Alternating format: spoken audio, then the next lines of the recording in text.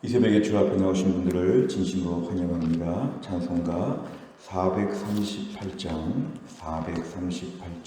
찬양드리겠습니다. 438장입니다.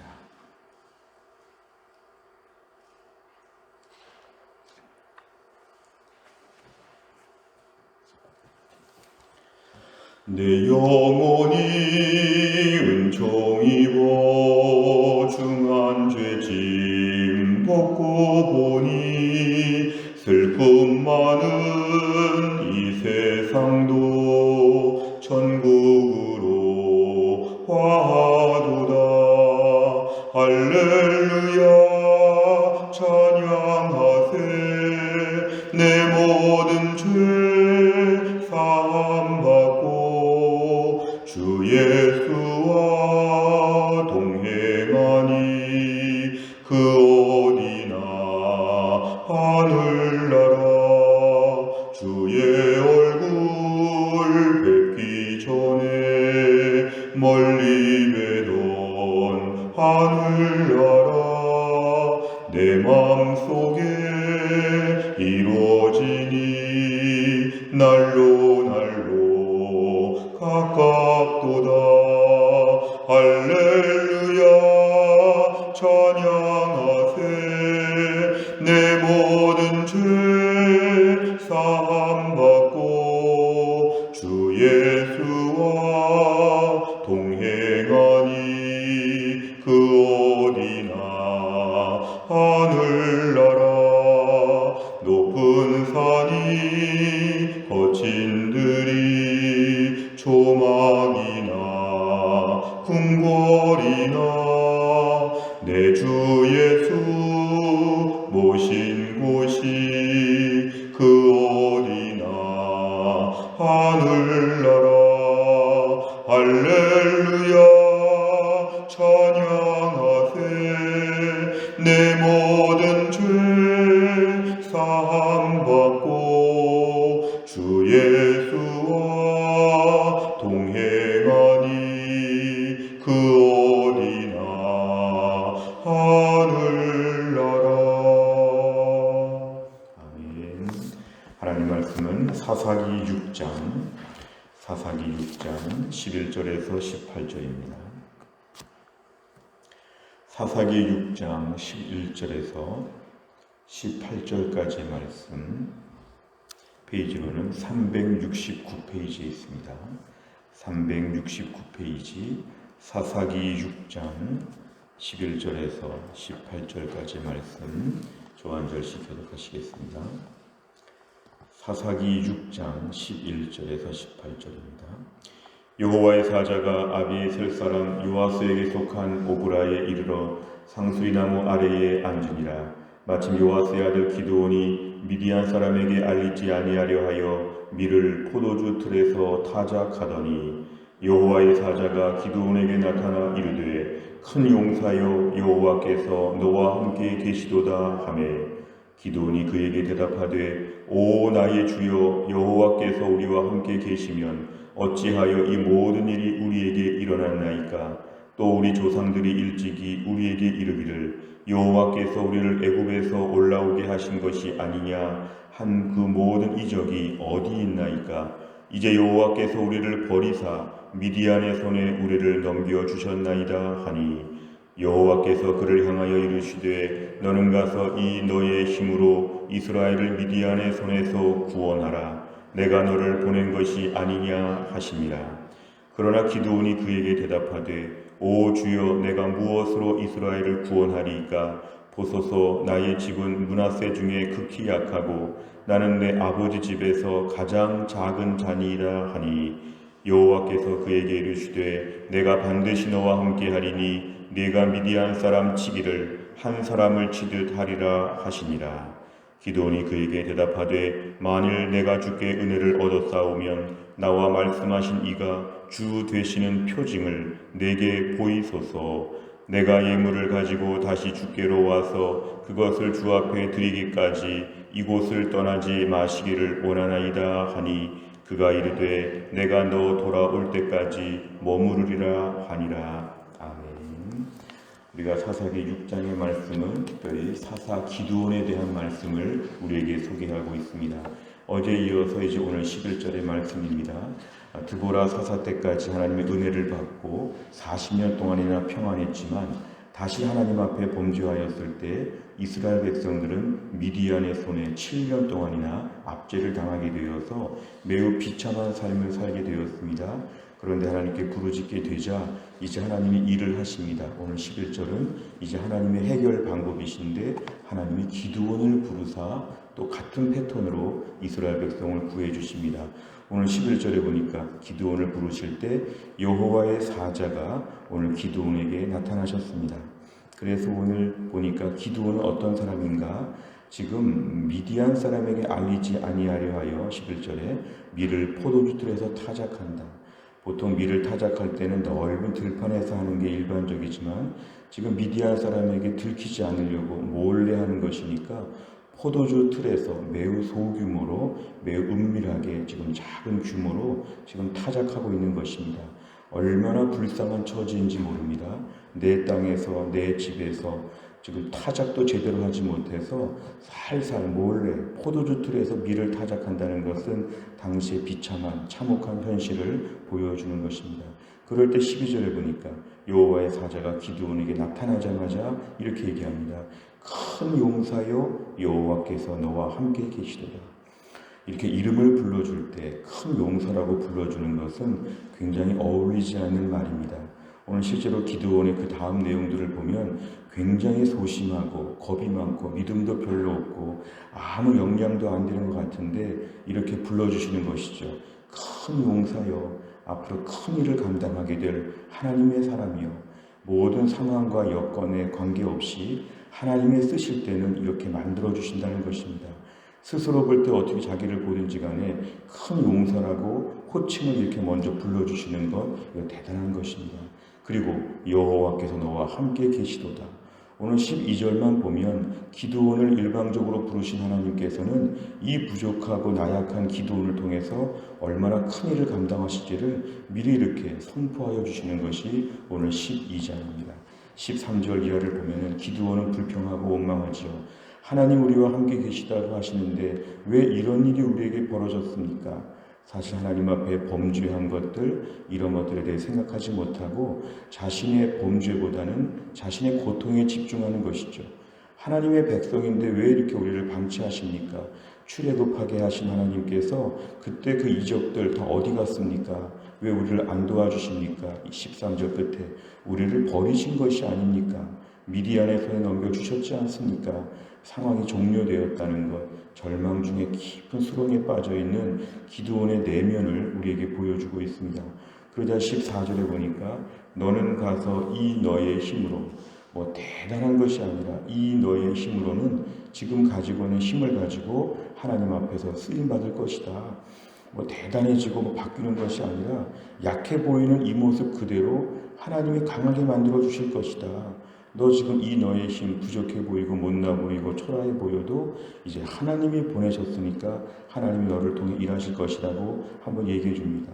15절에 보니까 다시 한번 또 이제 의심과 또 불안한 마음들을 보여줍니다. 내가 무엇으로 구원합니까? 나는 이스라엘 중에 가장 약하다. 므낫세 중에서도 극히 약하다. 우리 아버지 집에서도 나는 또 약하다. 결국 점점 더 지금 자신의 약한 모습의 이유, 일할 수 없는 이유들을 자꾸자꾸 또 얘기합니다. 결국에는 못한다는 말을 지금 이렇게 완곡하게 하고 있습니다. 실력도 없고 가문도 약하고 힘도 없다는 것이죠. 16절에 한 번 더 말합니다. 16절에 내가 반드시 너와 함께 할 것이다. 미디안 사람 전체를 한 사람과 싸우듯이 이길 것이라고 다시 한번 얘기해 줍니다. 자, 이 정도 얘기했으면 기드온이 이제 아멘으로 받아야 될 텐데 17절에 기드온은 한 번 더 얘기합니다. 표징을 보여달라. 과연 주님 되시는지, 지금 내가 주님과 말씀하시는지, 정말 하나님의 말씀을 받고 있는지 표징을 또 보여달라고 합니다. 그러면서 예물을 가져올 때까지 이 자리에 계속 계십시오. 이렇게 지금 얘기하고 있습니다. 오늘 본문에 등장하는 기드온은 굉장히 나약하고 굉장히 의심이 많고 겁이 많은 이 모습을 우리에게 그대로 보여주고 있습니다. 내용간 잘 보시면 첫째, 여호와께서 기드온에게 주신 명령은 무엇이며 이에 기드온은 어떻게 반응합니까?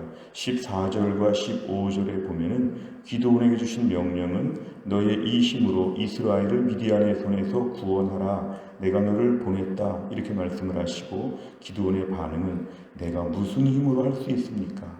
극히 약한 므낫세 지파 중에 극히 약한 집안입니다. 나는 작은 자입니다. 못합니다. 기드온은 지금 이렇게 소명 부르심 앞에서 약한 모습을 보여주고 있습니다. 두 번째를 보면 여호와께서 미디안 사람을 치신다는 말에 기드온은 무엇을 요구합니까? 17절 하나님의 분명한 말씀 앞에서 표징을 보여달라는 것입니다. 표징. 지금 이렇게 말씀하신 정도는 믿을 수 없고 뭔가 확실하게 알 수 있는 증거, 표시를 좀 주셔야지만 믿을 수 있다는 것. 사실 17절의 말씀은 기드온의 불신앙을 말하기도 하지만 당시 이스라엘 백성들 전체의 불신앙입니다. 하나님 말씀 앞에 믿을 수 없다고 하는, 옛날에 그러지 않았는데 지금은 이 정도로 영적 수준이 내려갔다는 것을 우리에게 보여주고 있습니다. 세 번째를 보면 기드온은 하나님께서 함께 하신다는 약속을 받았음에도 불구하고 왜 표징을 구합니까? 오늘 본문 전체에서는 하나님께서 기드온을 타이르듯이 어린아이들을 계속 지금 자상하게 얘기해 주듯이 지금 말씀을 하고 있습니다. 우선 기드온이 지금 표징을 구하는 것까지 그의 마음을 보면 11절에 등장하죠. 그 안에 두려운 마음이 참 많았습니다. 밀을 타작하는데 포도주 틀에서 한다는 것은 기드온 안에 극도의 공포와 두려움, 7년 동안의 미디안의 압제 속에서 얼마나 찌들리고 얼마나 불안했는지 그의 두려운 마음이 11절에 등장하죠. 13절에 보면은 신앙적인 원망이 가득하지요. 하나님이 왜 이렇게 우리를 내버려 두십니까? 함께 하신다면서 왜 미디안이 7년 동안 우리를 괴롭힙니까? 왜 기적도 안 주십니까? 이거는 신앙적인 큰 갈등과 원망, 하나님 향한 불신앙이죠. 게다가 15절에 의하면 그는 지금 자신에 대한 열등감이 너무 많습니다. 우리 지파 자체가 약하고 우리 집도 약하고 나는 또 그 중에 약하고 약한 이유들을 계속 얘기합니다. 그 정도로 자신에게 열등감이 있고 결국은 주의 일을 못한다고 하는 것은 오늘 기드온의 영적인 상태, 내면에 하나님을 향한 신뢰가 매우 약하다는 걸 우리에게 보여줍니다. 하나님이 우리를 과연 도와줄 수 있을까? 괜히 나갔다가 크게 부끄러움 당하고 죽는 거 아닌가? 오늘 기드온의 심령에는 굉장히 나약한 마음들이 많았습니다. 하나님 말씀 듣고 갔다가 큰일 날 수 있다는 것이죠. 나는 안 된다고 하는 거, 결국 그의 영적인 상태입니다. 영적인 상태. 기드온은 지금 매우 나약한 모습으로 있었는데 하나님이 이런 사람을 부르신 게 이제 하나님의 특별한 일하시는 방식입니다. 네 번째를 보면 기드온이 하나님 앞에서 표징을 구하는 모습을 보며 무엇을 느낍니까? 오늘 하나님께서 이렇게 여러 차례 12절 큰 용사여 일어나라 하나님이 함께 말씀하여 주시고 14절에 너의 힘 지금의 약한 힘으로 이스라엘을 좀 미디안의 손에서 구원해 봐라. 16절 내가 너와 함께 할 것이다. 이 정도 말씀 들었으면 빨리 뛰쳐나가야 되는데 이 정도 말씀을 들어도 기도는 여전히 표징 한 번 더 보여달라 이런 태도를 볼 때 우리의 모습을 좀 돌아보게 됩니다. 우리가 얼마나 불신앙이 많은지, 누가 그렇게 두렵고 무슨 일이 그렇게 공포스럽고 자꾸만 최악의 시나리오를 가정하면서 자꾸만 저는 뭔가 자꾸 부정적으로 자꾸 생각하려고 하죠. 그러면서 하나님이 도와주셔도 안 될 수 있다고 하는 강한 확신, 하나님 말씀 들었다가 큰 코 다친다고 하는 걱정, 하나님을 믿는다고 하지만 실존적으로 안 믿는 것이죠. 내 인생에 하나님이 아무리 개입하셔도 나는 큰일 난다고 하는 걱정, 우리 안에 이런 불안한 마음들을 적어보시길 바랍니다. 내가 지금 가정 안에서 우리 자녀, 우리 배우자, 우리 부모, 직장, 심지어 교회, 나라와 민족 절대로 안 될 것 같다고 하는 내 안의 불안한 마음들은 오늘 기드온과 똑같은 것입니다. 하나님께서 매번 말씀을 통해서 우리에게 도와준다, 나가라, 해봐라 아무리 말씀해 주셔도 아닙니다, 못합니다, 다 잘못될 겁니다, 망할 겁니다 이런 식으로 자꾸 생각하는 것은 절대로 겸손도 아니고 현실 분석도 아니고 다른 말로 하면 불신앙을 지금 반복하고 있다는 뜻입니다. 하나님은 오늘 기드온을 만나서 그냥 일하라고 하지 않으시고 불신앙을 고쳐주시면서 일꾼으로 삼으셨습니다. 불신앙의 문제 해결해야 기적을 봅니다. 불신앙의 문제가 있는 상태에서 하나님은 일꾼으로 못 쓰십니다. 오늘도 하나님을 그대로 믿는 믿음이 참 부족해졌습니다. 코로나 3년 차에 하나님 말씀 고지고대로 믿는 것이 약해졌습니다. 하나님 제 모든 불신앙 오늘 기도원과 똑같습니다. 하나님 말씀 앞에서는 아멘 하고 뛰어갈 수 있는 믿음을 우리에게 허락하여 주옵소서. 불신앙의 이유를 말하는 건 똑똑한 것이 아니라 굉장히 어리석은 것입니다. 하나님 나의 모든 불신앙을 용서하여 주옵소서. 5번째, 하나님께서 함께하고 계심을 경험했던 적이 있다면 언제입니까? 하나님의 명령 앞에 즉각 순종하는 믿음의 자녀로 살기 위해 무엇을 결단하겠습니까? 오늘도 믿음은 순종으로 반응해야 됩니다. 하나님 말씀 들었을 때 일단 아멘 하시기 바랍니다. 아멘, 그대로 될 것을 믿습니다. 그리고는 믿음 안에서 움직이시기를 바랍니다. 하나님, 제가 오늘부터 무슨 일을 시작하겠습니다. 오늘부터 어떤 일에 안 하던 것을 해보겠습니다. 어떤 것은 하던 것을 멈추겠습니다. 믿음 안에서 즉각적인 반응을 보이게 되면 하나님은 오늘 우리를 먼저 불신앙을 치유하시고 내 삶을 치유하여 주실 것입니다. 일하시는 순서가 그렇습니다. 오늘 불신앙을 먼저 하나님 다 정리하고 그 다음에 하나님 앞에 쓰임받게 하여 주옵소서. 내 기도 제목들이 산적할 때 오늘부터 사소한 일에 순종하시기 바랍니다. 작은 일에 순종하시기 바랍니다. 그러면 하나님이 내 심령이 치유된 것을 보시고 내 삶을 전반적으로 리모델링 하실 것입니다. 내 삶의 새로운 변화가 시작될 것입니다. 오늘 말씀 앞에 하나님의 부르심 앞에서 순종으로 반응할 수 있는 우리 모두가 다 될 수 있기를 주의 이름으로 축원합니다. 기도하겠습니다.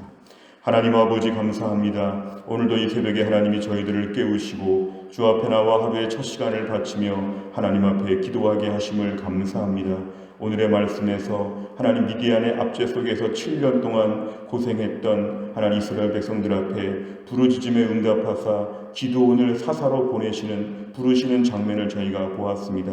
그런데 생각보다 기도원이 얼마나 불안하고 얼마나 의심이 많은지 얼마나 나약한지 하나님 아버지, 그러나 이 기도원을 향해서 계속 타이르시고 믿음으로 심령을 하나님 회복할 수 있도록 하나님께서 일하시는 장면을 보았습니다. 하나님, 오늘도 우리 안에 기도원과 같은 마음이 얼마나 많은지 모릅니다. 하나님, 심령이 많이 오그라들었습니다. 믿음이 많이 약해졌습니다. 원망과 불평이 많아졌습니다.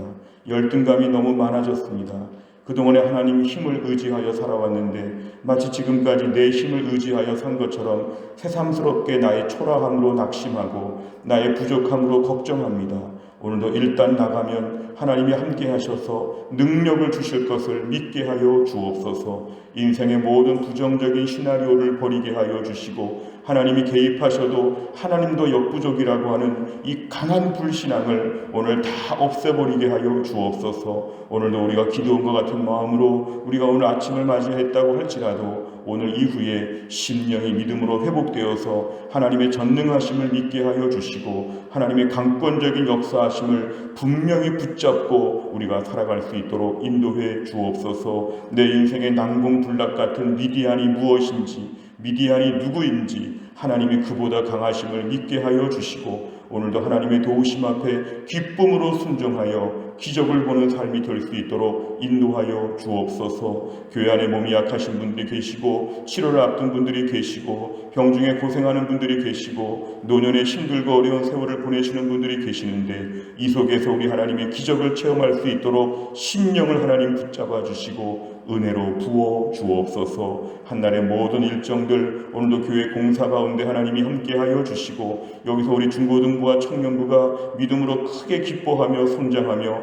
하늘나라의 은혜를 충분히 체험할 수 있도록 하나님이 함께하여 주옵소서. 하나님, 한날의 모든 일정을 주님께 의탁하오며 예수님의 이름으로 기도하옵나이다. 아멘. 매주 금요일마다 기도하는 100대 기도 제목은 다락방 예배와 전도회 세 가족을 위해 기도합니다. 71번부터 84번까지 오늘 아침 꼭 기도해 주시기를 바랍니다. 주기도문 하겠습니다. 하늘에 계신 우리 아버지여, 이름이 거룩히 여김을 받으시오며 나라의 임하옵시며 뜻이 하늘에서 이룬 것 같이 땅에서도 이루어지이다. 오늘날 우리에게 일용할 양식을 주옵시고 우리가 우리에게 죄 지은 자를 사하여 준 것 같이 우리 죄를 사하여 주옵시고 우리를 시험에 들게 하지 마옵시고 다만 악에서 구하옵소서. 대개 나라와 권세와 영광이 아버지께 영원히 있사옵나이다. 아멘.